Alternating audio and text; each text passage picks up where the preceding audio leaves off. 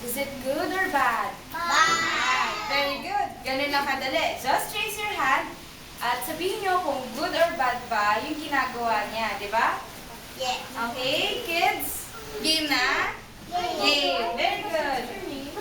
So, Ate Hana, go. Ayun. Isang araw, yun, si Kit Kat, gutom na gutom. Pero before siya kumain, nagugas muna siya ng kamay.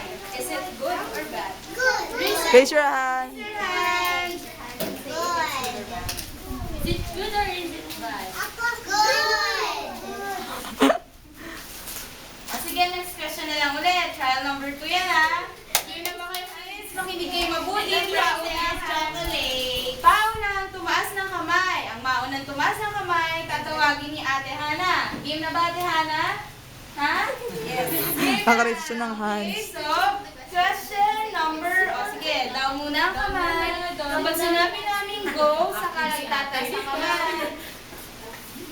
Sige nga, try natin. Go! Ako. Oh, baba, baba. Baba. Baba. Go! Okay, very good. Baba muna. Ate Hana, question number 1. So, ayun, pumunta ka ng CR.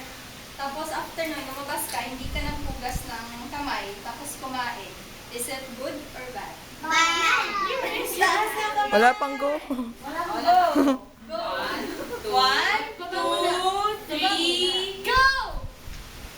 Ako. Good or bad? Bad. Yay! Question number 2. Ayun, raise your hand.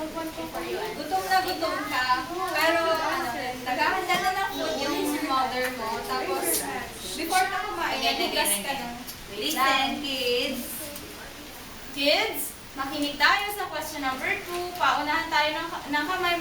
Magtaas ng kamay kapag sinabi ang go, ha? Sige, Ate Hana, again. Question number 2. Yun, gutom na gutom ka na, tapos lunch time yun. Pero before ka pumunta sa table, nagugas ka muna ng kamay. Is it good or bad?